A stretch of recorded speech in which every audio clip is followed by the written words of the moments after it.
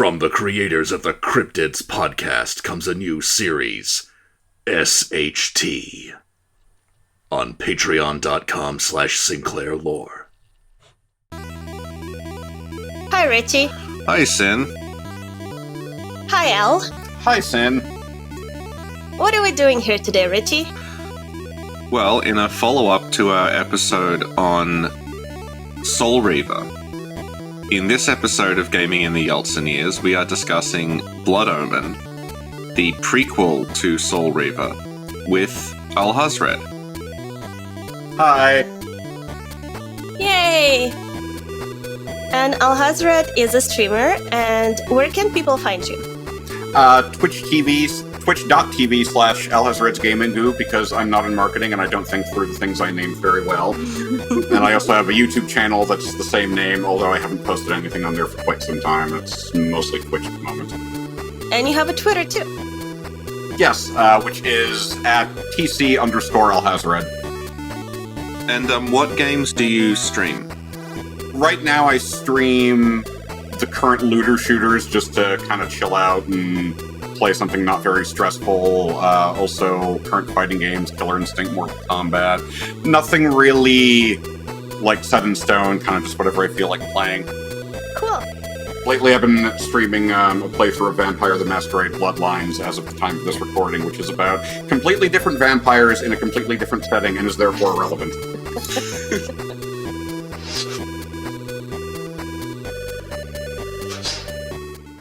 The first part of the intro where you see there's a guy in plate mail named Malik who is running to help a bunch of people in a room being slaughtered by a vampire, and we don't know anything about them yet. And he gets there too late. They're all dead, and the vampire knocks him on the back of the head, and we just assume that he just whatever happened after that, he got there too late to save any of them. The climax of Soul Reaver 2 takes place during that scene in the same building, probably about 50 feet away. And this itself is about 30 years before Blood Omen proper. After this intro, Blood Omen proper, when you pick up with Kane, it's 30 years later. Yeah. And that is very plot relevant at the twist ending.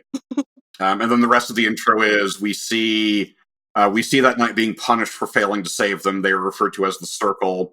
A guy who looks like he might either be wearing a really elaborate costume or possibly a walking corpse, rips his soul out of his body and binds it to his armor, so he's just a walking suit of empty armor.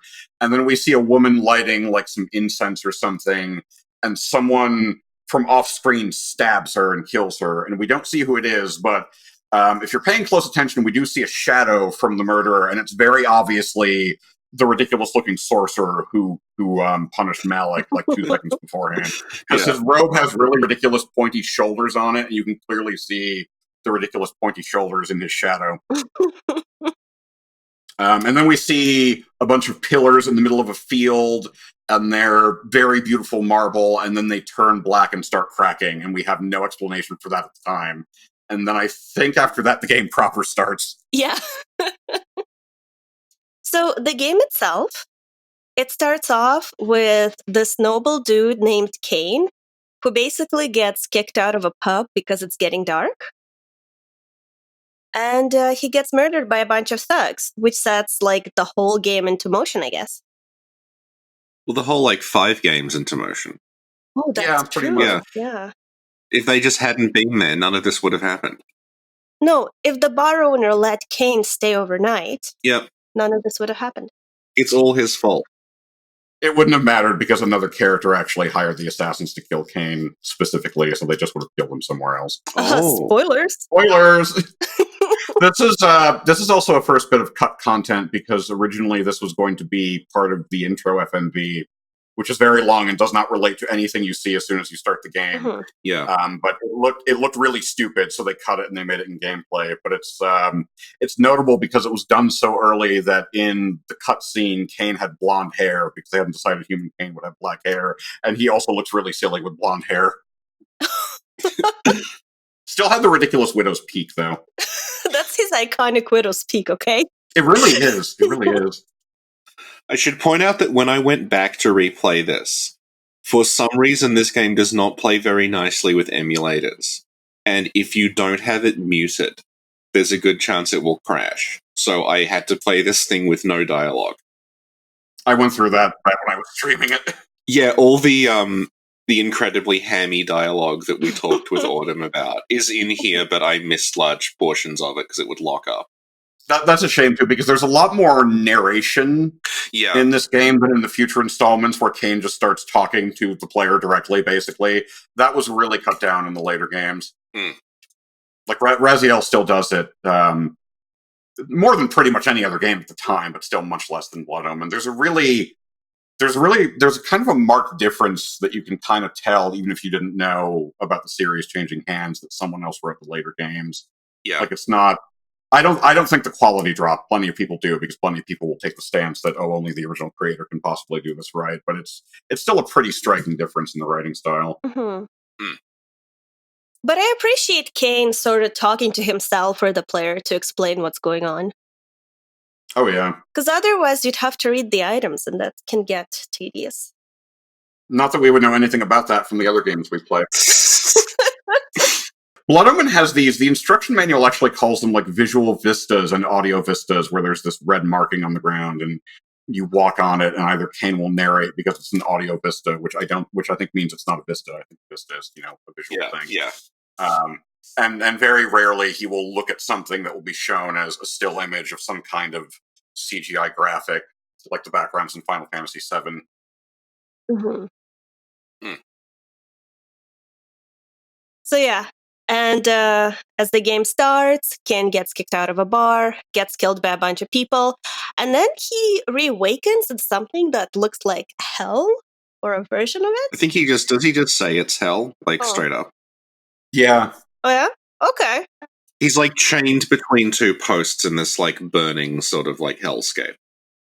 Yeah, there's like the burning hellscape has, I might be misremembering this, but I think there's like this very clear circle, very large circle engraved where like the lake of fire is spewing its fire from. And it's sort of implied that this is the same room that the knight was punished in earlier, because we actually see that room later. And because the game is from the top down, you can see that same circle on the ground. But I have no idea if that's actually supposed to be the sense we're supposed to get from it, or if it just happens to look similar. Interesting. I didn't notice that. Yeah. And I guess while Kane is burning in hell, it's not very pleasant. No. Well, unless you spend a whole winter in like Montreal, then you'd be like, this is fine. And then someone named Martanius tells Kane that Kane can get the revenge on people who murdered him, but he'd have to be resurrected as a vampire. I think it's implied he doesn't tell him he'll be resurrected as a vampire, because part of Kane's very dramatic narration here is that he says something like, "Oh, like a fool, I accepted without thinking about it," and he has a really good line here where he says, "Nothing is free, not even revenge." Oh, I thought he meant like he's going to feel really guilty. But I guess you're right. I don't think, no, that will never. He feels very guilty at any point during it. And in fact, we are later going to learn later in the series, he's kind of incapable of feeling guilty due to circumstances beyond his control. That's for later. Okay. All right, cool. So if you had a choice, would you say yes to Martanius if he offered you what he offered Kane? I probably would. I would like to get out of hell if I were in hell. Yeah, it's not much of a like. Your choice is you suffer for eternity in hell, or you suffer for eternity on the surface as a vampire. Mm-hmm. Yeah. And Kane's whole like gambit across the series is he sort of like is able to overcome this situation. So like, at least he has some agency now. Yeah. Yeah. Of course, the whole situation is way worse than he has any idea of right now. Okay, so Kane as a vampire goes back to the waking world and he kills the people who murdered him to begin with, but then something happens. Martanius tells Kane that those guys were just puppets and there was someone else behind Kane's assassination. Now, when you were playing it, did you guys see this coming? Well, I kind of did, because if not, then the game would have been over after about 15 minutes. I mean, at the very least, the plot would have to go in some kind of direction other than Kane killing the specific guys that ambushed him outside of the bar. It's like he kills them, and then his vampire curse is cured, and it's the end. Yeah. Yes. Okay. So Martanius tells Kane that to get revenge on his real assassins or his real killers or whatever, Kane has to go to the Pillars of Nosgoth. And Kane does it. And when he gets to the pillars, he encounters a ghost of Ariel, who is a guardian of the Pillar of Balance. And then she tells him he's got to kill more people who are actually guardians of the other pillars to get his real revenge. And she is the woman who's killed in the intro. Yes, yeah. Yeah. Yes. Mhm. I've actually met people who've played this game and completely missed that because as a ghost, she is completely colorless and very, very translucent, and also half her face has no skin. Yeah, I only recognized her because in Soul Reaver she has a more detailed model. Mhm. Yeah. Yeah, and I recognized, oh, she's the one with half a face. Okay. Yeah, and I played Soul Reaver before I played Blood Omen. So when I played Blood Omen, I kind of already knew some of the stuff. So I knew who she was. Yeah. Yeah, so basically, Ariel tells Kane that the pillars, the 9 pillars of Nosgoth, are connected to the land. And so if, like, the pillars are sick, I guess the land is sick. And each pillar has a guardian, and each guardian is linked to the pillar they serve via artifacts. And right now, the pillars are corrupted and collapsing because the guardians are succumbed to madness. So to cure the pillars, you gotta kill the guardians and return the artifacts. And she, importantly for later, she also explains that the reason the pillars are crumbling is that she used to be the guardian for the Pillar of Balance, and she had hooked up with the guardian for the Pillar of the Mind, who was a guy named Raptor. Mm-hmm. And because it's the Pillar of the Mind, and it gave him like a big head, like a literally big head. Like his artifact is literally his head you have to bring back, and it's very big and round, like the Telosians from Star Trek. And when he discovered she was dead, he knew that, it doesn't really explain how he knows this, but he knew that one of the other members of the Circle was the murderer, but he didn't know which one. So he just retaliated on all of them and just telepathically infected every guardian with like psychotic madness. So they've all gone evil, and as a result of that, the pillars are turning dark and also corrupting the land because of it. Yeah.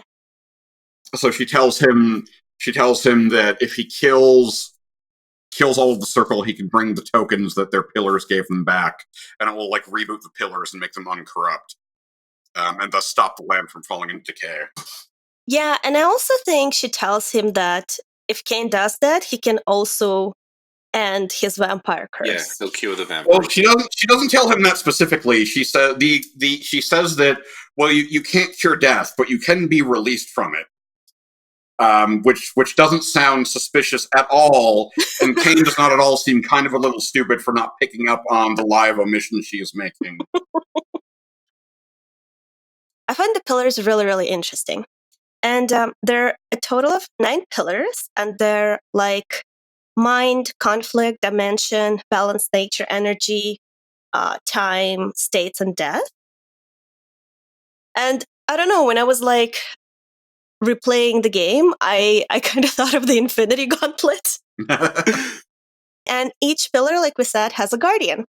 And so after listening to Ariel, Kane goes on his quest to kill the guardians of the pillars. And I think the first one he encounters is Napraptor?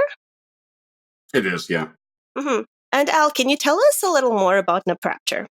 This is also another bit of interesting content. Originally, the game was supposed to be almost pseudo open world, and you could go and just go after the Guardians in any order you wanted. At some point, that changed, but there was some data mining done in the game, and you can find versions of the map where there are connections between locations that don't exist in the final game. Some of them make no sense because you can go from like the top of the world to doll maker's house, which is like around the equator of the map. But they at some point they decided not to do that, so they just closed off a lot of those connections to make the game more linear. The Raptor is, I can't remember the name of the town the Raptor's Keep is near, but it's near one of the towns. And when you get there, if you talk to the townspeople, they're kind of annoyed with him. Like there's one NPC who will be like, "It's not right that we have to deal with that loony on the hill. Something should be done." And I can't do the voices; they do it all. They're really like. A lot of the voice acting in this game is very, very good, and a lot of it is also very, very bad, because the NPCs all sound like really bad Ren Fair actors. Yeah. I remember when you were talking about Cyber City Oedo, you mentioned that in like the last episode, there were way too many characters for the voice actors they had. And the same thing happens here, because you've got Mobius, Vorador, and Kane, and anybody who is not one of those three characters is probably voiced by either Simon Templeman or Tony J. And Simon Templeman does not. Neither of them do a very good job of disguising their voices at all.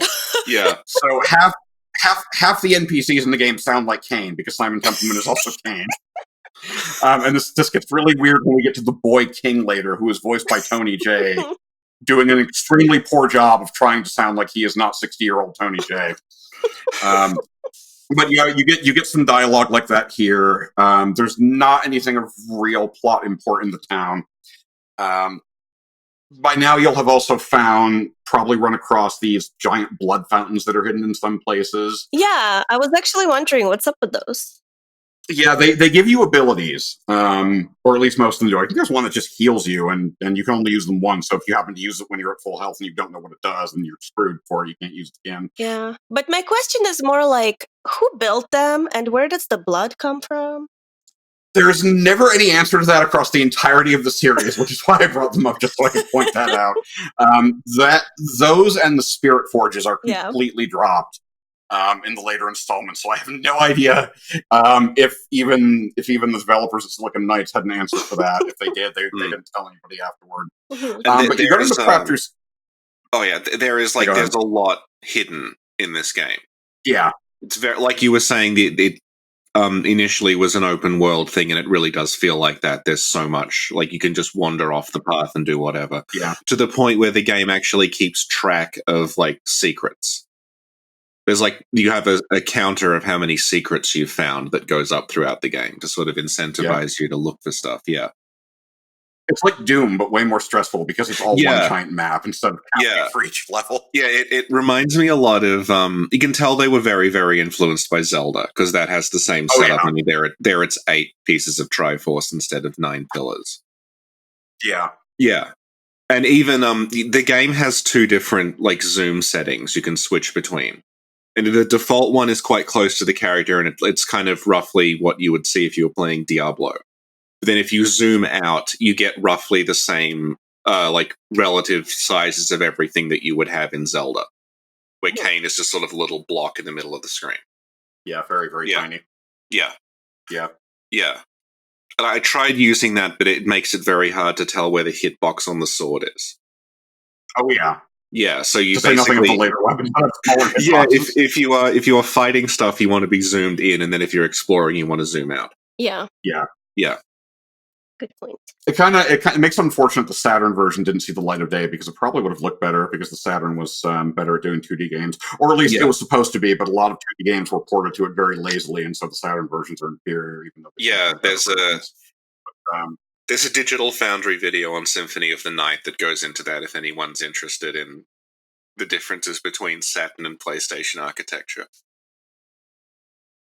Cool. Yeah, that was a pretty wild one. It's the Saturn version is a bit of interesting behind-the-scenes drama, because depending on who you ask, you get completely different answers about it. There are someone from Crystal Dynamics who would say that the Saturn version was basically done, but they never found a publisher. And then someone from Silicon Knights said that no, it wasn't even close to done. I don't know how that started or anything. I'm more inclined to not trust anything that anyone from Silicon Knights said, because of the way the drama behind the series worked out. Right. So back, Raptor's Keep, which is what we were talking about 20 minutes ago. you get there, and there's a couple of interesting things that happen here. The keep is in the shape of a giant skull on a mountain. He cannot possibly have just built this after he went crazy, so I kind of wonder why maybe he wasn't the stablest person to begin with. The eyes of the skull have giant glass windows on them, and you can look at them, and one of them is you're looking out from this big vantage point of the land below. But if you look through the other eye, it shows the land is like this lava-blasted, hellish wasteland. And Kane makes this very snide remark that, as if Nosgoth needs help like this to show the corruption in it. It's, because it's kind of suggested it's not a very nice place to live. You wouldn't want to live here anymore than you want to live in Westeros. And that itself could just be because of the way the pillars are decaying and making the world worse. So, do you think that could be foreshadowing to the endings? It definitely could be. Oh. There's another interesting moment in the keep is that there is a woman tied up to a wall somewhere, which is a thing you see a lot in this game. If you're going through any place where bad things are happening because of bad people, there will be like prisoners chained up on walls, and you can just feed from them. Yeah, do we want to talk about the way like Kane's kind of telekinetic blood thing? Because people, I completely forgot that it. Yeah. So Kane is a vampire, but the way in which you drain blood in this game is not through biting people. It's through sort of making people prone. And then as they're prone, you hit a button and Kane just rips the blood out of them in this like gout. Like it sort of just flies out of the air and into him rather than biting them. So like the method of healing is that there's just prisoners chained up inside all these dungeons. And if you hit the feed button next to them, Kane will just rip the blood out of them. You can also do. We also see. You can do it. Yeah, you can also do this to the NPC villagers in the game. You can just kill them to restore your health, and then if you go back again, that character's ghost will be there. And then if you drain the ghost, you'll get MP back for when you get magic. I actually really like that after you kill someone, their ghost is there. Thought that was really original. It certainly makes it so you're not like starved for MP too. So like you can go hog wild with the spells you get. You don't really have to worry about it. The ghost also, there's also a consumable that you can use that gives you infinite MP for like 30 seconds. But then the cost is that when the item expires, your MP gauge is completely empty and has to recharge from that. A lot of the spells don't come back, but some of them do. There's one that makes enemies fight each other. There's just Kane throwing lightning out. The thing you get as a reward for doing the Lost City is a spell that calls lightning down from the sky, and it just rakes across the map. Kind of like Infamous, actually. Cool. And you can only do it outside, and it's only really terribly useful in one place during a story sequence because it's so it takes so much magic and it's so destructive.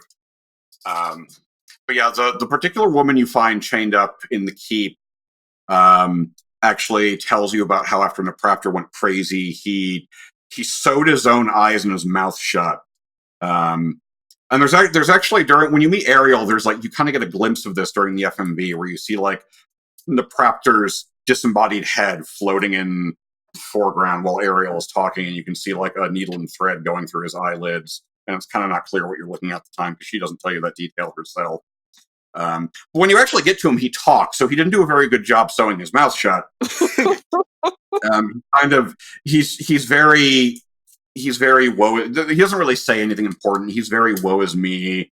Not that I don't have sympathy for him, having his girlfriend getting murdered and then finding her horribly stabbed to death body, but bringing the rest of the world to ruin kind of destroys the sympathy there. Yeah, and also because he's a mentalist or whatever, people would come to his castle to look at him work, I guess.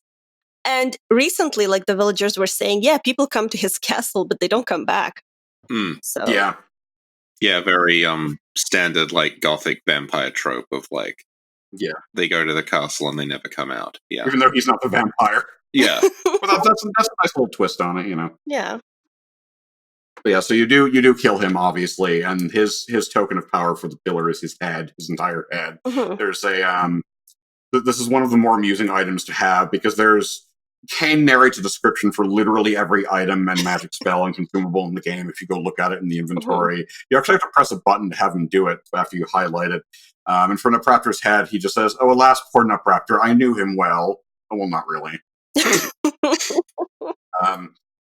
You kind of a lot of these descriptions are pretty great. When you pick up items and new weapons, like that description plays immediately as you pick it up, so you don't have to go into the menu, which is good because the loading in this game is absolutely atrocious. And when you open the inventory, it has to load, and when you open a subsection of the inventory, like your weapons, it has to load. And when you highlight one, it has to load, and when you press the button to have Kain say his description, it has to load. And then when you exit the inventory, it has to load, and when you equip your consumables and your magic, it has to load for every one. It's like Sonic 06. But at least the loading is pretty fast. It's just a lot of it. The loading times individually are not that long, but you have to sit through 3 or 4 to do anything. Yeah. Yeah. It's the PC version fixed this because PCs just load faster. Yeah. But the problem with that is PC port was a very bad port even at the time.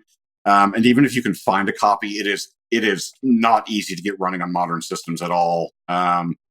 And fans of this series have always been hoping that GOG.com will pick it up and sell it, because when GOG picks up a really old game, they work on it to make it run on modern systems. Yeah. But it's never going to happen because this game and this game alone out of the entire series is stuck in licensing hell between like 4 different companies, one of which does not exist anymore. So on Steam and on GOG, you can get the entire series except the very first game, which is really obnoxious. You can get it on PSN, where it is a PS3 game. Yeah.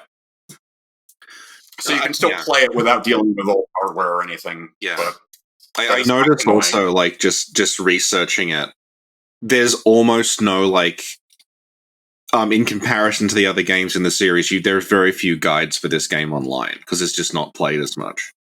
And I think, I get the impression it's largely, like, just considered a prequel to the real series. Which the way it changed hands is probably a big reason for that. Yeah, which I think is part of why, like, I remembered it as a lot less complicated than it actually is. Yeah, it's worth noting that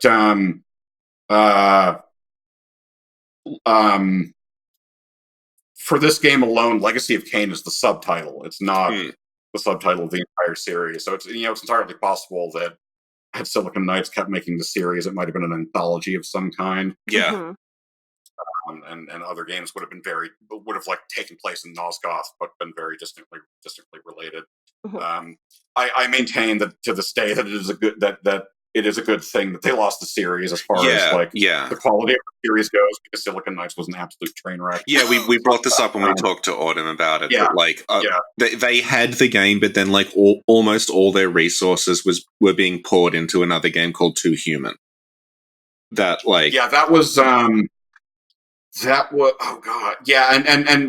PS1 version of Too Human, which they worked on for years and then dropped it and abandoned years of work because they basically became a second-party developer for Nintendo. So they weren't going to be making any PS1 games anymore. Yeah. And it just goes way downhill from there, which we can talk more about later. After they made people might remember them from making Eternal Darkness on the GameCube.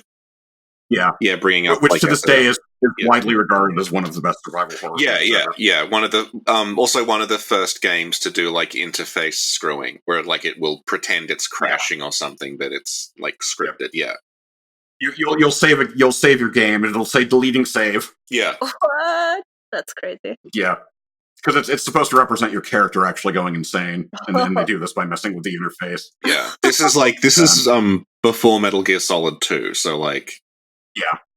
We weren't expecting it, yeah. And speaking of ports, Blood Omen actually started as a 3DO game, where it was just titled Pillars of Nosgoth. And someone involved in this process was not confident in the 3DO market, which turned out to be the correct call. Yep. But interestingly, from the I love 3DO. It has a lot of trash. It has a lot of trash on it, but the trash is really fun to look at. There's going to be people listening to this who don't know what the 3DO is. The 3DO was a 32. Well, I guess you would call it a 32-bit console, but I don't think it was advertised as that. It was. It wasn't really a competitor for the PlayStation. It came out before the PlayStation did. It was contemporary with Sega CD, to which it was vastly superior to. But it also launched at $600, so nobody bought it. Yeah. Yeah, it's a Panasonic 3DO, right? Yeah. Much like the Jaguar, it had a lot of trash on it, but I think the trash is a lot more fun to analyze as trash as the Jaguar was, and it did have more decent games than the Jaguar. Yeah, definitely. Yeah. The notable thing from the original design document when it was Pillars of Nosgoth is that several characters actually started out with different names, although I'm looking at my list of that now, and the Raptor is not one of them, so it's not relevant right now anyway. But we'll definitely get to... Oh, Ariel had a different name. Ariel's original name was Adonathiel. I think that's what they were going for, which doesn't sound like Galadriel at all. Yeah, I'll keep this up and note them as we get to them. So you kill enough Raptor. You can. The game does not require you to go back to the pillars after you kill any of the Guardians, but if it's like your first time through the game and you want to know what you're supposed to be doing next, then you'll probably do that because Ariel will tell you, the next closest Guardian is in that direction and it's this one. And you'll see when you go back that now the Pillar of the Mind is fixed and pristine and looks pretty again. The next one we go after is Malik, who is the guy who was damned to inhabit his suit of armor for all eternity because he let several of the Circle members get killed by the vampire earlier. You know, when I saw him, I thought he looked a little bit like Fulgor from Killer Instinct. Yeah. I can see that. Yeah, it's the way his helmet is kind of tapered to the front. It's similar to the way Fulgor is basically he's like Fulgor is like the Predator but a robot. So his head kind of tapers to the front in the same way. Malik's original name was Guilam. Hell if I know. We'll just say Guilam. Anyway, it's just a little note. Yeah, sure, okay. He is actually a giant spider lady with lava coming out of him. Or breathing lava at you. Although that might actually make him easier because you get to Malik and his the location is called Malik's Bastion, and it's this giant fort up in the snowy mountains, and everything is frozen. And like you can see that there were like actual human guards here once, but they died from exposure, like somehow standing at their post. So like they're just frozen standing in their armor. And there are also these weird machines everywhere that I guess we're just supposed to assume Malik himself built to pass the time while he's busy just being a floating suit of armor that churn out like robotic suits of armor that attack you. And this is kind of the gameplay gimmick here because there's almost no health to be had anywhere because if there were any living things here, they've long since died. So you just have a couple of health pickups that you have to make last. And this is our first hint that Kane is starting to actually enjoy being a vampire a little bit more than he did because he looks at the mechanical suits of armor attacking him and he says something like, "Oh, life without blood? What a travesty!" The fight with Malik is incredibly obnoxious because you cannot beat him. But the game does not do a good job of communicating the fact that you cannot beat him. So if you're stupid like I was, when you do enough damage to him, he just sends this giant energy wave down the room that you can't dodge, but it's very, very slow. So you can run away from it pretty easy. And when it gets to this point, a door opens at the very bottom of the room with a teleporter in it because teleporters are, for some reason, common in this world. I assume just because of video games, although some of them are plot relevant. It's entirely possible. Oh, sorry. You go ahead first. I was going to say, like, teleporters are common indoors, but when you're outdoors, because you're a vampire, you can turn into a bat. Yeah. So that's your method. Your default method of fast travel is you turn into a bat, and then you can you don't fly around as a bat, it just gives you a menu of places you've been, and then it shows a little FMV scene of the bat flying. Then you just end up there, And the bat will eventually circle around the location you're heading to. And those are interesting to look at because these scenes were made fairly early on in development. So some of these locations, what they look like in the cutscene does not match up with what they actually look like in game at all, which is important for trying to parse out something that doesn't make sense later. Yeah. And this probably is the time where you'll start unlocking more of these fast travel points, because now you're getting really farther and farther away from the pillars. Although the pillars themselves are fast travel points, so that's convenient. But yeah, if you don't notice that door opened, it's entirely possible to, again, if you're an idiot like I was, not realize that you're supposed to run away at this point and just like try to figure out like, okay, am I supposed to like walk along the wall to sneak by the giant energy wave? Oh no, I'm dead. We forgot to talk about the Heart of Darkness. That was stupid. We should have talked about the Heart of Darkness. Because I was about to say, well, you won't really die because the Heart of Darkness will revive you, because you've probably got at least 20 of them in your inventory right now. So when Kane is first resurrected as a vampire in hell, he doesn't just pop out of the world. He actually, it's sort of implied he digs himself up out of his coffin where he was buried in a mausoleum. Yeah. We don't see that happen. We see the open coffin and he's standing next to it. And right next to him is the first consumable you pick up in the game, which is an item called the Heart of Darkness. And all the consumables and even all the weapons you pick up appear as like these little, they're almost like tarot cards that just float above the ground and spin around. And of course, lore-wise, there are not really giant floating cards that Kane is walking into. It just represents the item being there, he finds. And when you pick up the Heart of Darkness, Kane narrates that this was the heart of a vampire named Janos Audrin, who was supposedly the most powerful vampire who ever lived, or at least the most famous. And this is like, when I played this game for a friend who had never seen it, when he said this line, I told him, like, okay, pay attention to anything like this, because this game is this whole series is practically pornographic with its continuity. Yeah. In this game, we're going to have exactly one more line of dialogue after this that references Janos Audrin, and that's it. And then in later games, he's going to show up and be one of the most important characters. And then in later games, we find out that the symbolic nature of the Heart of Darkness floating tarot card is actually that this is what Mortanius used to revive Kane as a vampire. It is actually in him, and Kane never actually realized that because Mortanius didn't tell him. So it's just a neat little way they play with your expectations on game mechanics versus the story in later games. Where were we before? Right, running away from Malik. So you run away from Malik. I think you go back to Ariel again to find out what's new next. I don't think you hear from Mortanius for quite some time again. But she tells you to seek the Oracle of Nosgoth, who is this silly old man who also lives up in the mountains and tells people's fortunes. And because this is a dark fantasy world, he's actually usually correct.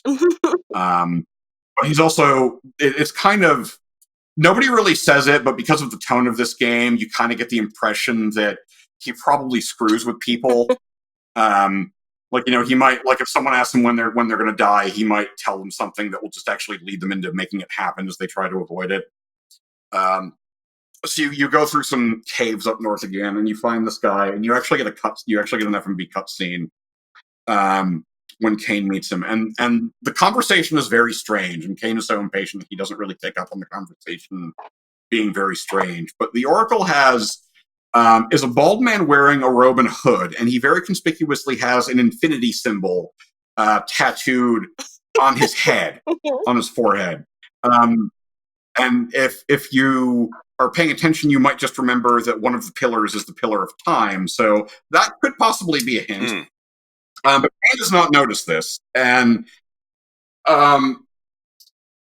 before Kane can actually ask his question, which he wants to know how to beat Malik, because he has to beat Malik to fix the Pillar of Conflict. The Oracle just starts. He has a literal smoldering cauldron, and like clouds of smoke come off of it, and like a vision happens. And before Kane can even ask a question, he starts telling him about someone named King Otmar, who is the only hope of winning against someone called the Nemesis, but he won't do anything because his daughter is sick, and so he calls him King Otmar the Useless. And then that's all he says about this. He does not give you any more context to what the hell he's talking about at all at this point. Outside his room, there is a shield just hanging on the cave wall that has the crest of King Otmar's kingdom, and Kane recognizes that. And then there's another one that has a crest he doesn't recognize, but it's like red and black and evil looking, so you can probably guess that this represents the Nemesis. Yeah. There's also a guillotine just sitting there, And Kane mentions that blood on it smells like vampire blood, I think. And there's probably something else there too, but I think those are the really important ones.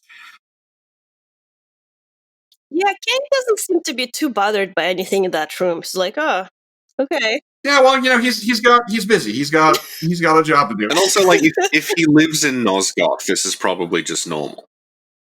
Yeah. There's just blood fountains and guillotines everywhere. Like, it's... Yeah. Right.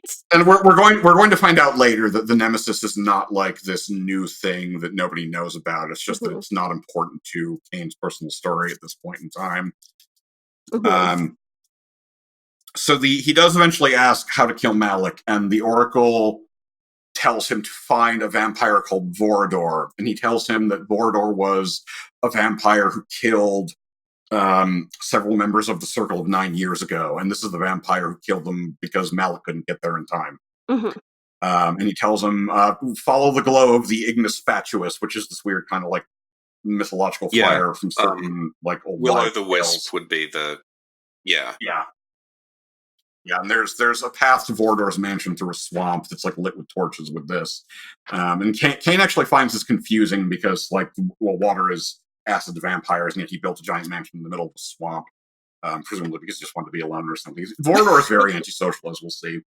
And the Oracle also knows Kane's name, even though Kane hasn't told him that, but you kind of just pass that off on him being the Oracle. And he just poops away, like the fire from his pot engulfs not like what Kane is looking at, but it engulfs everything the camera is looking at. And when it goes away, the Oracle is gone, so Kane just leaves because he doesn't really care. He just wants to finish killing the Circle of 9 and getting on with this. You go through the swamp, you meet Vorador. His mansion is like really creepy, really. It's something you kind of expect to see if you meet one of the nastier kinds of vampires in a Vampire the Masquerade game. He's got a room that Kane describes as a pantry, and it's just a closet with a bunch of people chained up inside who are just begging and crying for help. Yeah. Kane mentioned something about Vorador's brides, and it's not really clear if these are like servants or if they're people who serve him, like maybe hoping to be made into vampires later themselves. But he's got kind of a harem going on. In order to actually get through here, you have to pick up the mist form. You can't get through the mansion without it, and the dungeon that contains it is fairly close by. If you think you know what you're doing, it's possible to accidentally forget about this and miss it, and then realize you have to go back for it. Not that I've ever done this on any playthrough myself, of course. You meet Vorador, and he's not really happy to see another vampire because he's obviously here by choice, but he enjoys having company, and he telekinetically, he's very ostentatious. He telekinetically levitates a giant goblet of blood for Kane, and he says, "Here, drink and enjoy your gift." And Kane is thinking, "Gift? Vorador thought my curse was a blessing." Ugh. Yeah. And Vorador does not look passable for human at all. He has like these funny dog ears and this really elongated chin. Vorador gives him a signet ring and says, "Here, use this when you need aid, and I'll show up and give you a hand because I'm very bored." He also relates to him the tale of killing a bunch of the Circle members because he's very proud of this accomplishment. And there's this the scene ends really hilariously because he says this and he tells Kane,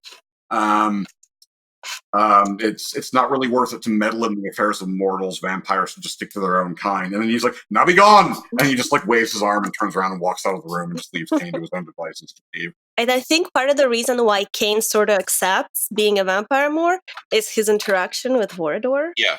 Oh yeah, definitely. That was pretty neat.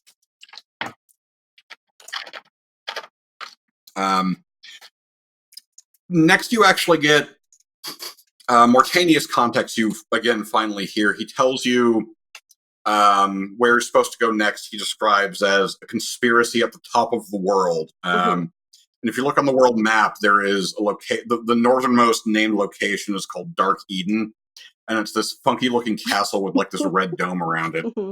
Kane goes to the Dark Eden, and he calls it a garden of horrors, seeded with sick perversion of nature's design. So could you talk a little about like what Dark Eden is and stuff? Oh yeah. The weird castle is projecting this dome of red energy that's slowly expanding across the ground around it, and where it covers the very land is mutated into this horrible, hellish nightmarescape where nature is mutated into just like horrible forms. Like the plants all look very wrong and alien, and the animals are these weird chimeras that look like they've been surgically put together and made out of multiple different creatures. What's going on is that three of the circle have gotten together to just remake the world in this horrible, hellish image that they think is a good idea, I guess, because Napraptor made them insane. So there's Bane the Druid, who is the guardian of the Pillar of Nature, and his original name was Orzak. I can kind of see why they changed some of these names, to be honest. That's a weird change. It's like his name is Orzak. Yeah. No, let's go with Bane. Like, yeah. Yeah, this is something that someone from Silicon Knights, probably the CEO Dennis Dyack, would complain about, because he's like, "Oh, we had to bow down to marketing, and they bullied us and blah blah blah." But the original names kind of were a little bit overwrought. So, I mean, the new names are very marketing friendly, and maybe they still could have been a little more dramatic. But I mean, I'd say if one word could sum up the series, it would be overwrought. Yeah, that's a good point. Except, like, the way the dialogue's like faux Shakespearean, that's they're doing that on purpose. These names sound like they're extremely pretentious because the writer thought he was a lot more clever than he really was. But another one is Anacroth the Alchemist, who I assume is in charge of warping the land and the plants and things. And his original name was Notsinger. Mm-hmm. And they changed it to Tom. And the last one is Dejul the Energist, who is guardian of the Pillar of Energy. Shockingly, she does not have an original name on the list. I don't know if it's because she didn't have one, or if it's because they just or just the list was never completed when this information was found out. Who knows? And because she is the guardian of energy, she is she's basically made of energy now, and she is powering the red energy dome that's slowly expanding from Dark Eden and enveloping the world. Kane notes that he, despite everything, he does find all of this disgusting and gross. He's not so far gone that he thinks any of this looks good or appealing. But he does note he does admire the skill and the imagination that gone into making it happen. So, he's not, in case you thought he was turning into a good guy, no, not really. He still finds something to admire about it. When you get to the last room in Dark Eden, the Anacross teleports away. He just nope, I'm done. I'm gone. Bye. Sucks to be you guys. And Kane is very annoyed at this. The Dejul and Bane do not run because they think they can take Kane, and they summon Malik to help them. And when they summon Malik, Kane holds up Vorador's signet ring, and Vorador appears. And there's this really hilarious and dramatic dialogue between them because Malik remembers him. And he's like, vengeance at last for my eternal damnation. But he's just gesticulating wildly at Vorador as he says this. But because he's just an empty suit of armor, it looks completely ridiculous. Like, he doesn't have a hand to point with or anything. And Vorador has a great line here where he says, "Welp, as if you knew what eternity was." Ooh, burn. So Kane, Dejul and Bane run out of the room and into the next room over because it's a video game. And Kane follows them and leaves Vorador and Malik to fight. And the last we see of that is Vorador turning into a wolf and tackling him.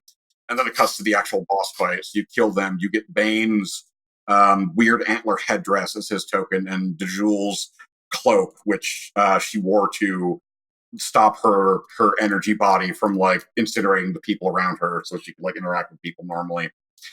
You go back into the first room, and Vorador has beaten Malik and destroyed him and just left himself. And you take the armor is just scattered across the floor because Malik is finally dead for real now. And you take his helmet as his token, so that's 3 more pillars down.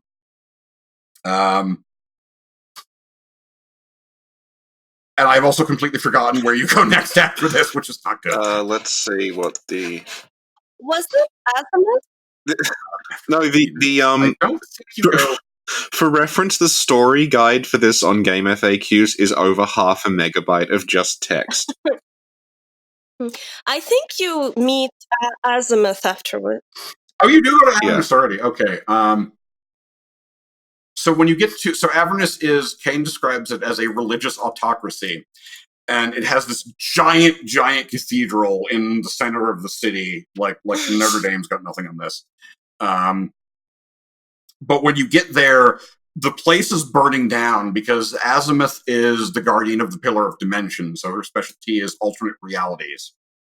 And she has summoned demons from another plane to just maul the townspeople to death because she thinks it's funny, I guess. But it doesn't really explore her motivation for this. It doesn't, we don't find out if she's, like, enacting some sort of plan like they were up in Dark Eden. And she does not appear again in later games, although we do return to Avernus in later games. We just kind of skip over her, so we don't know what. Well, I think maybe they don't necessarily have a goal. Like, they went into madness, and I think sort of the way the madness expresses itself relates to the powers the pillars give them, you know? Yeah. Yeah, so she's doing that. There's this weird heaven and hell theme to Avernus Cathedral. You have to fight through the demons in the town. Who are the demons that you'll see later as Raziel and Soul Reaver 2, who make up, like, literally half the cast of enemies in the game. There's this weird heaven and hell theme to the cathedral where you go through, like, this extremely large basement area, and it kind of looks hellish because there's ravines of lava and, like, rickety wooden bridges over them. And it's very, why would anyone ever build this aside from the symbolism? It's possible to miss, but while you're down here, you can find a hidden room where it looks like some kind of blood sacrifice has taken place here, and there is an altar with a blood-spattered book on it. And the book is open to a page that talks about some sort of demonic entity called #GITYY. Yeah. Right. And it demands people sacrifice their firstborn children to it. Like, it specifically says, bring me your firstborn and offer its blood on the altar of the world. Do you think that entity was modeled after Miyazaki? All the game journalists who think Dark Souls is too hard just haven't sacrificed their firstborn to Miyazaki, and that's why they can't beat the Taurus demon. And this is a #GITYY is, like, in what is it? It's like one of the third or the fourth one. They explain that that's one of Raziel's brothers, and you go back in time, and he becomes boss in Legacy of the first one. Yeah, the whole cult around the god #GITYY and #GITYY himself is completely fraudulent, and like Terrell is not secretly a god called #GITYY. Yeah. He's just playing the part like an actor, although he doesn't want to be. He's been forced into it because when we find Azimuth, we find out that she stole a time streaming device from the Guardian of Time because she wasn't satisfied just reaching across dimensions. She wanted to play around with time, too. So at some point, she used that to kidnap one of Raziel's vampire brothers, and they threw him down into this pit in Avernus so that they could use him to get this cult going. Mm-hmm. For other reasons that are not explored yet in this game. The other important thing is Do you think that's karma? Because Terrell was one of the people who threw Raziel into the pit, right? Yeah, it certainly could be. Yeah, now he's in the pit. There's some great dialogue there where when Raziel first meets him, he doesn't recognize him because he's mutated so much and grown very massive. And Raziel, because of the way the conversation goes, Raziel just says, "I did not fall into the abyss. I was thrown in by my brothers." And Terrell's just like, "Oh, it remembers that." He's very like, "Oh, I don't want to have this conversation. It's been, from my point of view, it's been like 1,000 years. I don't care anymore. Why do you still care?" It's like, this again. We've been over it. Everybody moved on, Raziel. Yeah. It's time for you to move on too. Yeah, that is literally what he sounds like when he says, but it works, though, because, like, the direction of this series has always just been very good, and it's one of those things where a little more in either direction, the whole thing would just slowly collapse and implode, but they made it work somehow. The other important thing in Avernus before you actually get to Azimuth is that in the heaven portion, which is, the top part, it's all very pretty. The walls are made of marble. The floors are so clean, they're like reflective. You find the Soul Reaver. Yeah. At last. Woo! Something I completely forgot was in this game. Well, it's not important in this game, really. Two fun bits of cut content, and not even cut content really, but two fun bits of background information. The floor in this room, the pretty marble floor, the engraving on the floor is an old version of the world map from an earlier build. And if you look closely at it, the locations are in mostly the same place, but it was made by like pasting the cutscene assets of these locations onto a really cheaply drawn, like MS Paint looking map, and most of the bodies of water are completely shaped differently too.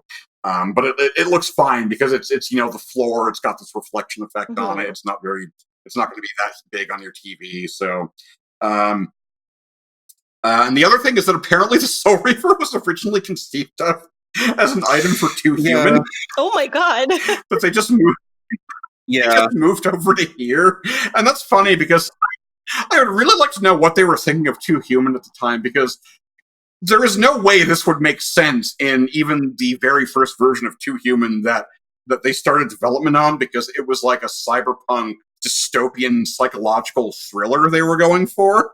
Yeah, and then it kind of became like Norse mythology in space. And the Soul Reaver would have fit more into that. It's not like obviously like Norse, but it would have at least fit into weird in space mythology thing. So I don't know what the hell they were thinking on that. But you pick it up, and Kane's description of it is that this thing is so old that there is literally no one who remembers where it came from or how it was made, and the only thing anyone who even knows about it would know is that it feeds on the souls of anything that you attack it with. And the way it works in game is that if you hit an enemy with it, it's kind of inconvenient because it's a 2-handed weapon, so you can't use items or spells while you're holding it, which means if you want to use an item or a spell, you have to load the inventory and then load the weapon. Select the weapon you want and let that load. And go back out into the game. And then you have to go through all of that again if you want to re-equip the Soul Reaver after you use your item. The way it works is that when you hit an enemy with it, it will consume a certain amount of your magic to do a certain amount of damage to them. And if you have enough magic, it will always do enough damage to one-shot them. And if you don't have enough magic to one-shot them, it will just drain whatever magic you have to do that much damage to it. So that's kind of all you get on it for now. But there is a boss battle coming up, so if you want to, if you let your magic gates charge up, you'll probably have enough MP at this point to one-shot Azimuth with it. Her token is her third eye that the pillar gave to her, so she could see across dimensions.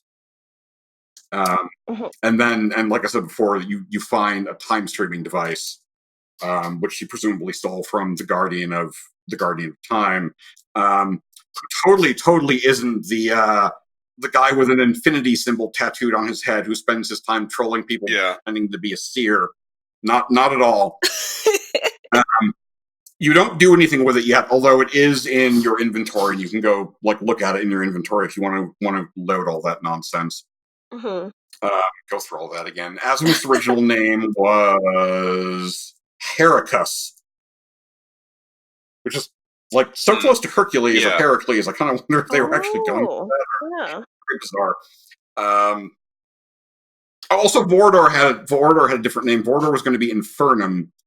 And according to the behind-the-scenes features in Defiance, after they changed it back to Vorador, they actually went back to Infernum for a while and then went back to Vorador, at the last minute.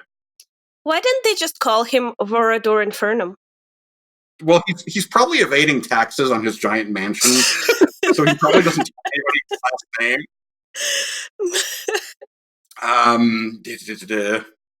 Once again, I can't remember where you go next, but I think Richard has the plot back open. I think you go to the castle to help the king and the daughter. King on top, Unlike Richie, who's a fake gamer who needs to look at notes. Yeah.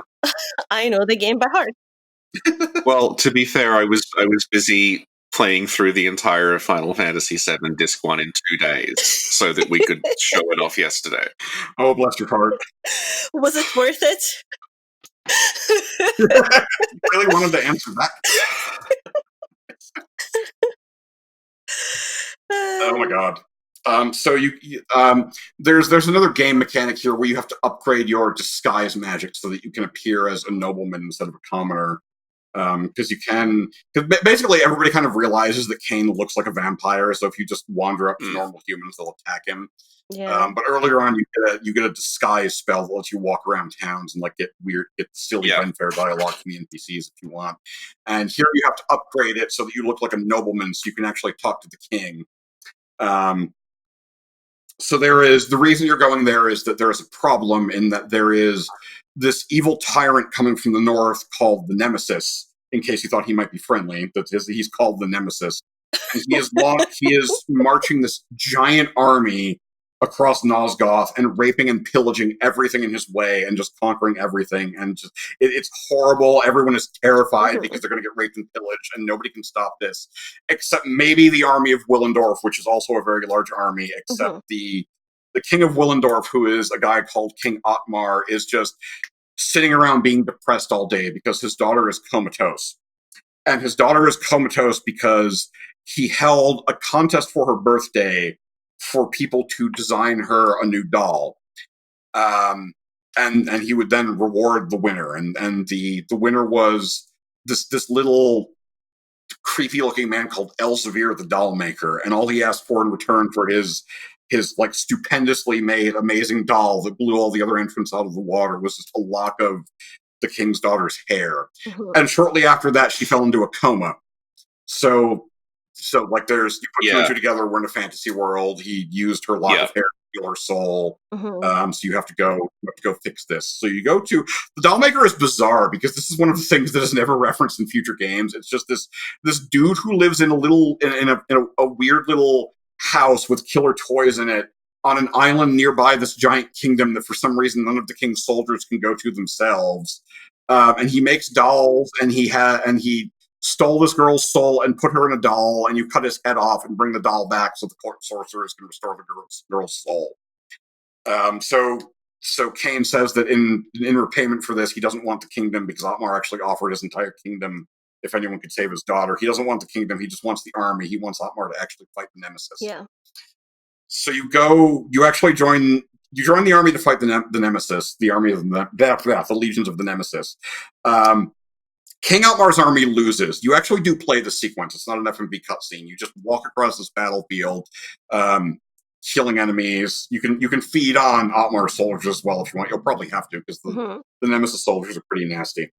You can actually, if you're paying attention, you can actually see King Otmar die because his sprite is on the battlefield. He is whacking enemy soldiers with this giant mace and just one-shotting them, but he'll eventually be so overwhelmed he'll be taken down too. Yeah, that was sad. And Kain will actually comment on it. When it looks like Kain is going to be overwhelmed, the time streaming device he's been holding on to, either he uses it to escape himself or it just like turns on at this coincidentally really convenient moment. I don't think it's really clear which happens. And it sends him back in time 50 years. And he explains that 50 years ago, the Nemesis was not the Nemesis. He was William the Just, a beloved boy king who was known for being this kind and fair ruler, and everybody loved him, and he was very nice, and no one ever imagined that he would grow up to be this horrible tyrant who just marched across the land, killing everything, insulting the earth, and doing all these horrible things. Yeah.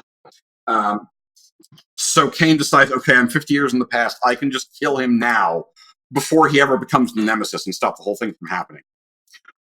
When you get to William the Just's castle, it's extremely bizarre and makes no logical sense visually because the place looks like he's already the Nemesis. It is like black with giant red heraldry hanging off the walls. It looks like you've wandered into a level from Wolfenstein. Like General Totenkopf is going to wander out from behind one of the doors and start talking to you about the Third Reich at any moment. It's very bizarre. And when you find William the Just himself, he is decked out in black and red armor with giant spikes coming out of it everywhere. And he's wearing a helmet with giant demon horns on it, even though he's not supposed to be the Nemesis yet. You know what this is? Go ahead. He has a really good PR team. So the public perception is like, William the Just, he's so nice and sweet. What a handsome young man. But in reality, he's locked up in this tower with a freaking demon helmet planning world conquest. I mean, that kind of fits in with what I was saying before about how this is a character voiced by Tony J, who is also Mortanius. And with Mortanius, he just sounds like Tony J, but here he's trying to be the boy king and failing miserably at trying to sound different from how he normally sounds. Mm-hmm. But there's a thought that this might be indicative of cut or at least heavily changed content because I mentioned earlier that the FMV cutscenes were made so early that you can see a lot of earlier designs for the locations. You very, very briefly see this castle in an FMV sequence because you see the time travel is done in like a 5-second long cutscene where it's like looking at the castle and then everything gets all wavy and weird, and then you're in a different time frame, so it looks different. In the FMVs, his castle is King Otmar's castle. It's the same castle you see at Willendorf when you're flying there in bat form. So maybe they were the same character at one point, and this plot got shuffled around. There's not really any information on that I know of that would explain why this is the way it is, so we can only guess about it, but it's this very weird thing. And they just didn't have time to make a new sprite for him. His sprite is unique. It's not just one of the Nemesis soldiers copy and pasted.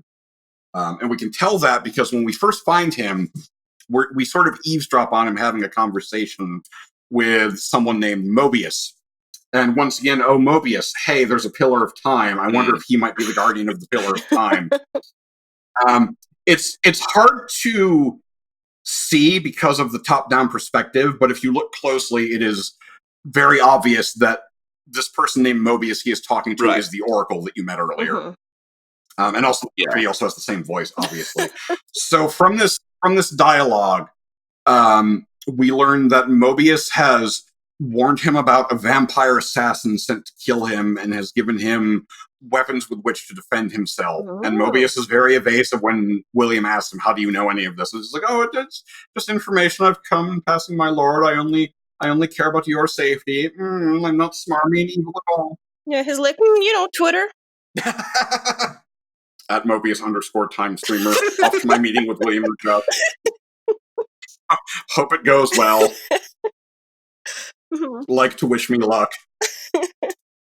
So, the weapons he is talking about, if you look at William the Just, and this is very hard to miss because you have to fight him very shortly thereafter, William the Just is also carrying the Soul Reaver because it's in the past, so he can have the Soul Reaver in the past. Oh, snap. The boss fight is set up in a way that encourages you to use the Soul Reaver to fight him because he has way too much health. You can kill him with another weapon, but it will take forever.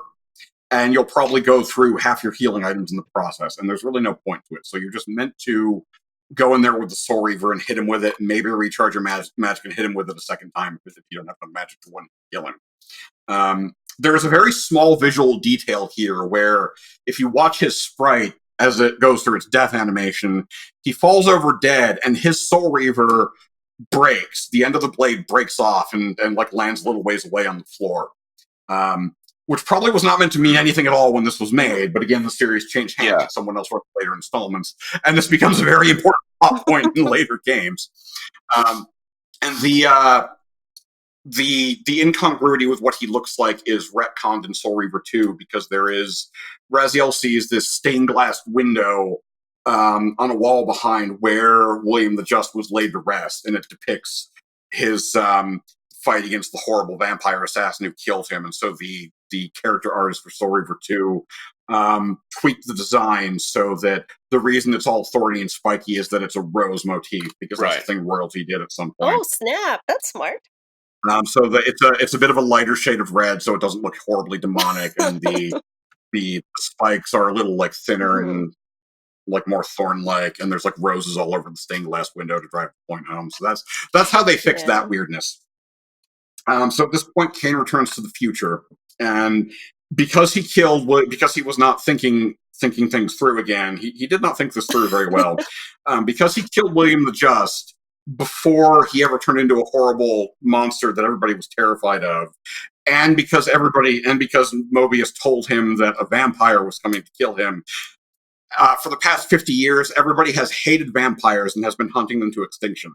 Mm-hmm. And when you get to the next town over, which originally was destroyed by the legions of the Nemesis, but is now just a normal intact town because the Nemesis never existed now, there is a crowd gathered around a guillotine where about the time you get there, they cut off Vorador's head because they've just caught Vorador.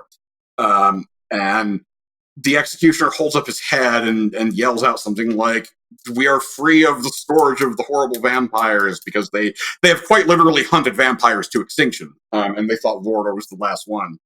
And Mobius, who, if you didn't notice it before, you'll notice it now. Mobius is obviously the Oracle because we can see him in the cutscene now. So you don't have to like squint your eyes at the top down the sprite. He incites the mob again and actually just points at Kane because he knows Kane is watching this from behind the crowd and just says, "He is the last, kill him." So you have to fight through all these villagers, and then you get a boss fight with Mobius where he summons different creatures from across time to fight you because he is a wuss and he doesn't want to fight you himself. I think he does throw like energy bolts at you from like his safe spot while this is going on. Notably, when he summons an enemy from a future yet to come to fight you, it is a future version of Kane. Yep. And this is notable because this is one of the few things that is never mentioned again in the later games, despite all the time travel nonsense it would be. It's possible there was a cut subplot from Defiant, because Defiance had a lot of subplots cut from it to meet deadline. It's possible there was a cut subplot from there where Kane would have just done that. Like the future Kane would have gone back to participate in this to make sure the event happened correctly, and then just would have faked dying because he's so powerful and there's no way his younger self could have beaten him. So, but they didn't have time to do that. So the writer at the time, so we just decided that it doesn't mean anything. It's just Mobius just conjured up an illusion. Yeah, and the whole like Mobius thing, I remember playing Soul Reaver and thinking, oh, clearly this is just like they've added all this time travel to it to explain like incongruities and to help set this universe up. But then no, all this time travel stuff with Mobius has always been there, and I just like, it's like it amazes me like how. It's two different writers, and Soul Reaver started off as a different game, but it weirdly does feel very faithful to the original. I had always seen Soul Reaver as just like a reboot that happened to use the same like license, and it was because Amy Hennig, who wrote it, she later ended up she wrote Soul Reaver, not Legacy of Kain. She ended up working on Jak and Daxter. And that ended up also being about time travel and like weird, dark versions of the characters. And I thought, oh, that's just her thing. She just really likes time travel. But no, it was in the first one. Yeah. Yeah. So would you say Star Wars has a thing or two to learn from Soul Reaver? I would say Star Wars has a thing or two to learn from most other works of fiction. Star Wars at this point should be taking advice from Twilight, let's be honest. Maybe the next movie will be better. Who knows? I hope it is. Fingers crossed. You're kind of half right, though, because Defiance is kind of weird. And the reason it's kind of weird is that it has to spend a lot of time making Blood Omen 2 make sense. Yeah. Because Blood Omen 2 makes no goddamn sense because it was made by yet another development team who very clearly gave no shit whatsoever about maintaining any kind of continuity. Yeah, you can tell it when you look at the cover and you're like, is that really Kane? Yeah. Well, Blood Omen 2 is... I should probably save that for later because that's an extensive discussion. But a notable... We just got to the part where Vorador dies. When you play Blood Omen 2, it's like, oh, Kane, I'm going to introduce you to the vampire who is leading the resistance in this city. And then you meet this character, and it's Vorador. He's just alive. And there is no explanation ever offered in the entire game I think Kane might say, like, "Oh, the last time I saw you, you'd kind of lost your head a bit." But I might actually be imagining that there might not be any mention of it whatsoever. And not only is he inexplicably alive, he's behaving completely out of character for how we've seen him before. It's bizarre and nonsense, and the game is shit. The April Fool's joke that was a Legacy of Kain game that would have been a chibi GTA clone. Oh my god, that's so cute. A lot of people believed that and were shocked that it was going to happen because it's like, oh my god, that's so totally inappropriate. No, they should go for it. Yeah, I would have played it. It sounded great. But no, we can't have nice things. So back to Mobius, who is the current boss we have been at for 10 minutes. Which is not as long as this boss fight takes, because you just have to beat the weird things summoned from other time periods. When you kill Mobius, it's possibly the best part of the game, because it happens in a cutscene, and Kane comments about his about how in the original version of the timeline, he realizes that the reason William the Just became the Nemesis is that Mobius corrupted him.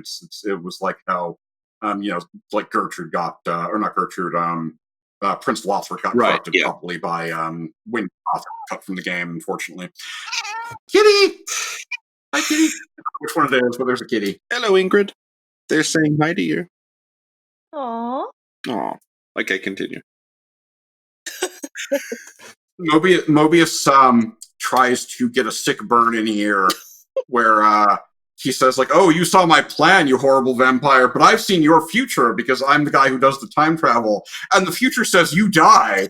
And then Kane just says, "But I already am dead." And then he cuts Mobius' head off right there, and he walks away and he says, "As are you." Oh. No, what actually happened, as Mobius said, "You stinking, rug-headed, purpose changer." No, Kane said, "You know what else is dead?"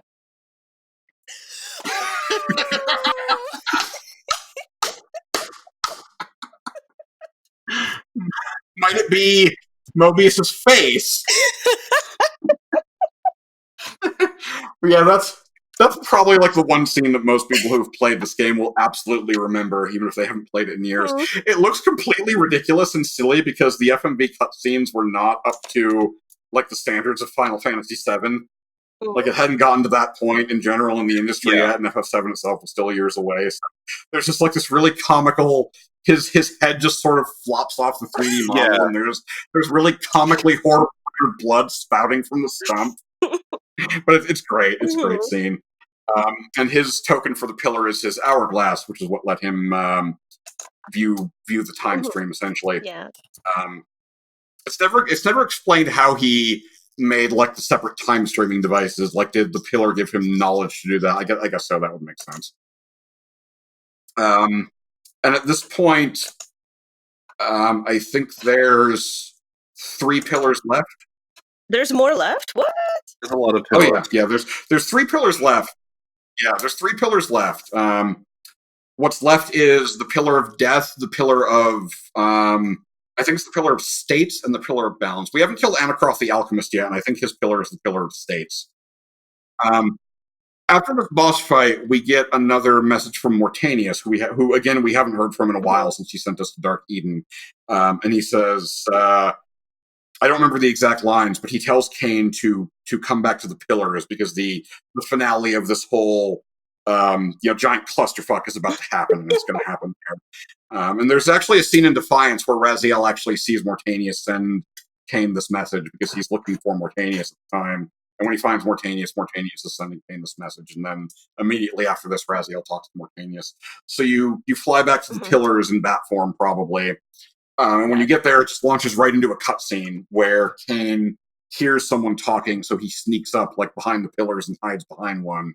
And Anacroth is here. This is the first we've seen of him since he ran away from Dark Eden. And he is going ripshit on Mortanius because he's realized that Mortanius had Kane killed and then turned him into a vampire and then set him on the circle. And Mortanius explains that he did this specifically because he wants to restore the pillars too. He did this because the pillars need to be restored. The circle failed. The reboot thing needs to happen. And Amacroth has a difference of opinion on this, where he says that, oh, you idiot, the circle exists for us. We don't exist for it. This is Nosgoth is our toy to play with, and blah, blah, blah. So they fight, and Mortanius kills him easily because Amacroth throws potions at him, and Mortanius barely notices, and then Mortanius just kills him because he's a necromancer, so it's easy. And there's a very dramatic moment where he throws Amacroth's dead body against the same pillar Kane is hiding behind. So it like splatters with blood everywhere, and then Kane walks out from behind it and says, if you want the circle to be destroyed, that still means you still have to die. And he actually says, I admire your cunning, but you're not going to escape. And Mortanius, very oddly, or seemingly oddly, says that he has no plans to even attempt to escape, because he wants this to be fixed. He says, but he does say that after me, there's one more left, and then he tells Kane to finish him. But he still does fight. There is a boss fight where you have to kill Mortanius, despite the fact that he seems to want Kane to kill him. Once you do this, there is another cutscene where Mortanius morphs into this horrible-looking demon. The moon presence? Totally, yes. Mm-hmm. That's how I felt when I saw that cutscene. Yeah. Like, oh my god, there's a boss behind the boss. Kane consumed the 3/3 chord somewhere off screen, so we get to fight the moon presence now. Although, those things would have fit right in at Dark Eden. Yeah, actually. Although if I found anything in Dark Eden, I would not be like, oh, this looks good. This looks like a good snack. Yeah. It tastes like horrible corruption. And this is... the game doesn't really say this, but the general consensus before later games established this to be true is that this is the demon Hashak Gik. Right. And we established before that Hashak Gik is like, it doesn't exist. There is no god named Hashak Gik. It's just this role that Terrell plays. But Terrell is not doing that willingly. He is being possessed by a member of a species that is not introduced in this game called the Hilden. And that Hilden is really Hashak Gik, in so much as Hashak Gik is a real thing. That demon is what's playing the part of the fake god that got the cult going, because the Hilden needed to have human followers to do things in Nosgoth because they're sealed away from it. So it's sort of implied that Mortanius has been possessed by this demon for a while, and he's been fighting it, but during one point where he couldn't stop himself from being controlled, it was actually the Hilden entity that used him to kill Ariel to start the whole sequence in motion. And that's why Mortanius has been trying to fix it, because of that, he knows this has been going on, obviously. So there's a bit of dramatic dialogue here. None of it really hints at any of this. Again, because most of it hasn't been written yet. But the demon does tell Kane that, oh, you've played right into my hands. So he is the final boss fight of the game. When you kill him, it sort of just smash cuts into the last cutscene where Kane realizes that when Mortanius said, my death will leave you with one more, the Pillar of Balance is still corrupted, because Ariel being killed was what caused all of this to begin with, but she was killed before any of this happened, so her death did not fix the Pillar of Balance, and Kane still needs to kill the Balance Guardian, and he is the new Balance Guardian. He is that's why Mortanius chose him specifically to kill and turn into a vampire, because he is the person that, at the moment of his birth, the Pillar, after Ariel died, it needed a new Guardian, and he is the person it chose as he was being born about 30 years ago. Yeah. So the end of the game is you have a choice. The game lets you choose. You can either have Kane sacrifice himself to restore the pillars and, bring actual balance back to the land, or he can refuse. And part of the motivation for that is that he is literally the last vampire. So if he makes the sacrifice, the vampires will go extinct. And he has long since switched over his opinion on being a vampire. He is in the mind of liking it now. He doesn't really care. He doesn't really have any sympathy for the human race as a whole. So the canonical option is that he chooses not to sacrifice himself. The pillars fall over. We get a scene of him sitting on this really uncomfortable looking throne built around the Pillar of Balance. All the pillars are broken, and they've fallen. They don't stretch infinitely up into the sky anymore. They're just like a few little pieces that stick up a few feet, and he's sitting there drinking from a goblet of blood and talking about how once he embraced us, he came to see that Vordor was right. We are dark gods, and that is where the game ends. And yeah, that fitting with like Soul Reaver as a much better continuation than I'd thought. That was the original ending of Soul Reaver, was Raziel making that choice. If they'd finished it, it would have been Raziel wiping out all the vampires. In a sort of like making the story symmetrical. Mm-hmm. And then that didn't happen. They kept it going. As the plot gets more fleshed out in the different directions taken in, it's sort of suggested that even if Kane had chosen to sacrifice himself, it wouldn't have really fixed anything, because this entire plot was concocted up by the Hilden, who were banished from Nosgoth long ago, and the pillars are the big magical artifact that keeps them from coming back. Well, that was a synopsis of the first Blood Omen Legacy of Kain. Is the series Blood Omen or Legacy of Kain? The series after this is Legacy of Kain. This is... For this one only, the subtitle is Legacy of Kain, and the name of the game is Blood Omen, and then after this, it's Legacy of Kain. Well, this was the start of the Legacy of Kain. A legacy which extends forward and backward in time from this point. And does seem to hold together reasonably well if you sort of sit down, because they did obsessively figure out how it's like the anti-Metal Gear Solid. Where they, instead of just constantly adding new stuff, they kept trying to explain old stuff. So, yes, thank you to Alhazred from Alhazred's Gaming Goo, who joined us today. Do you want to just mention where people can find you again, in case they've forgotten since the beginning? Most of anything I do is twitch.tv/Alhazred's Gaming Goo, because I stream more than upload things to YouTube right now. And I'm on Twitter at TC_Alhazred.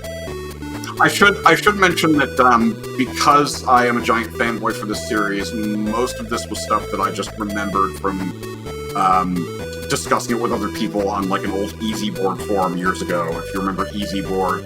But to make sure I remember these things correctly, the website I use for reference is called Legacy of Kain: The Lost Worlds, and it's just thelostworlds.net. Yeah. So if anyone wants to see all this weird stuff, more expansive behind-the-scenes stuff. The person who runs this website is the person responsible for a lot of the data mining that discovered a lot of stuff about many of the games. We used that as a reference source when we were talking to Autumn as well. It's a very, very comprehensive site. Yeah, definitely. And I also look at the Soul Reaver wiki and Blood Omen wiki and Legacy of Kain wikis for information, and they're really good too. God help you if you just hit the random article button and start reading about Mobius or Terrell without any other knowledge of what's going on.